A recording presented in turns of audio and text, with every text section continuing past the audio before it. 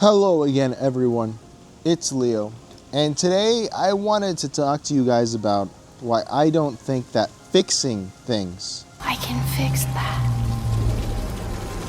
no matter who does it, whether it's Donald Trump or your local mayor or your governor or whoever is the president before or after, why fixing things will not help anyone. Fixing things is a waste of time. It is something that will not yield the lives that people want.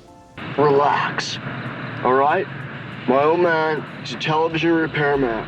Got this ultimate set of tools. I can fix it. You can't fix this car, Macaulay.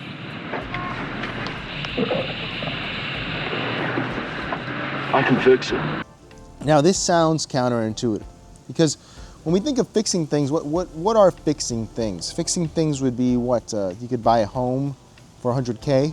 You could go out to eat for $20. I mean, some places, $10. Here, $20 would be great in Miami. You could buy a car and not be a debt slave.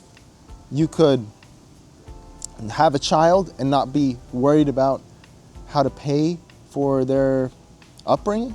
The attractive home of John and Margaret Bryant, the home they've always dreamed of, the happiest investment they have ever made.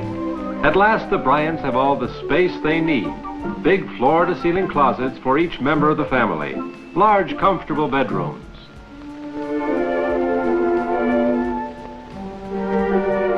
Zoned living areas, a feature in the plan of their home. Assure convenience and privacy for various family activities.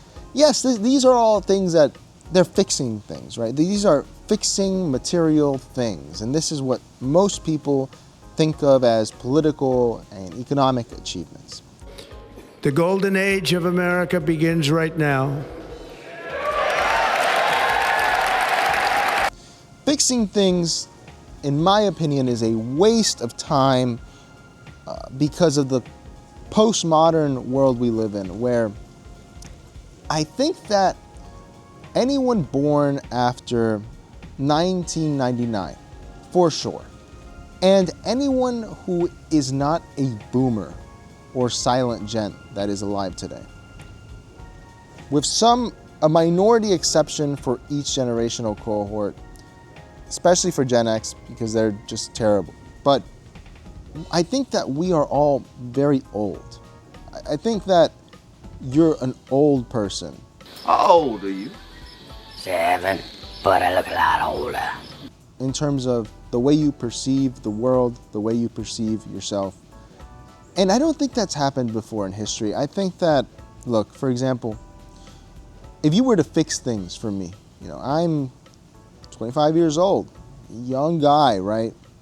Not so young anymore, but if you told me, hey, Leo, you can buy a house now for $100,000 with 1% interest rate on a 10-year mortgage, and you'll own that home, and we'll even take away the property tax. My reply would be, man, that's really cool. That would have been really cool 10 years ago, though, or 5 years ago, or even 4 years ago. But right now, I don't really care. I'm just kind of screwed here, like everyone is. We're not in a great situation economically or anything. If you came to me and said, hey, Leo, you could buy a car at let's say, reverse cash for clunkers. You could buy a new car for $13,000 with a 5% interest rate over 3 years. I'd say, wow, that's really cool, man. But, I already have a car out there that I'm just going to ride until it stops working. I could have used that 3 years ago when I wanted to, upgrade my car or something.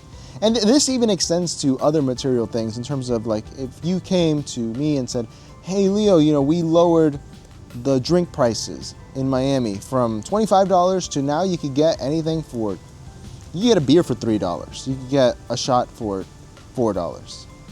I'd say, wow, that's really cool. I could have used that 5 years ago.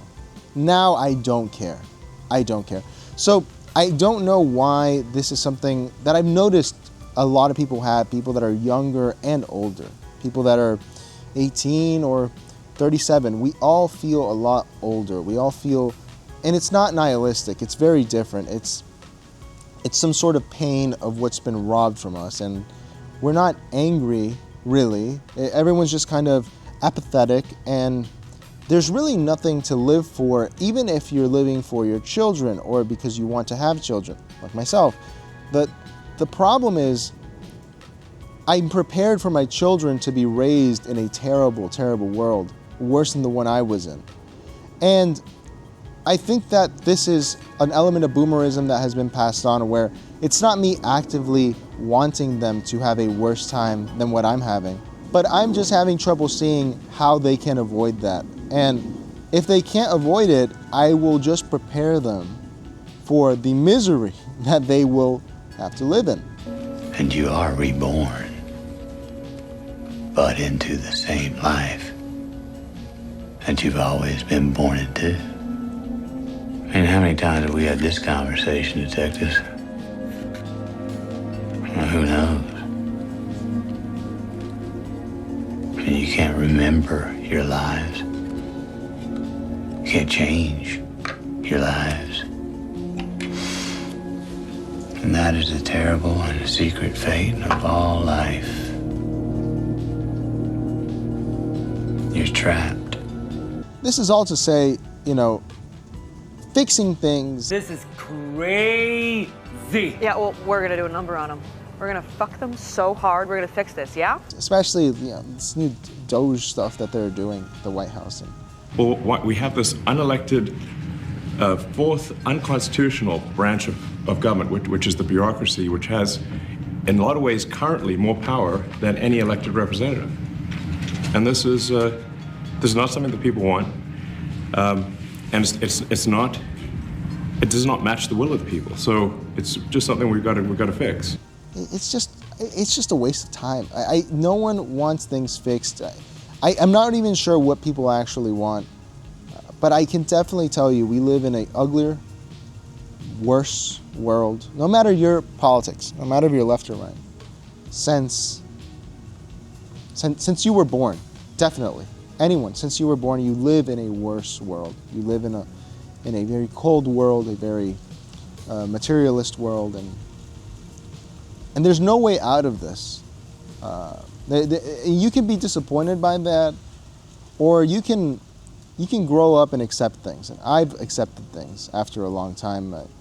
It took probably till 2022 when I read an article about how millennials, when the Great Recession happened, were never able to catch up in income to people who graduated just 2 years or 3 years later. And having graduated during COVID, at first there was a lot of frustration in terms of the corporate world and all this. But once you accept that, you're not really mad about it. You just view it as, everyone failed you. You can't be a victim, right? You gotta do your own thing. But it's not your fault that everyone failed you, so just accept it. Everyone failed you. Things have gotten worse. Things will continue to get worse.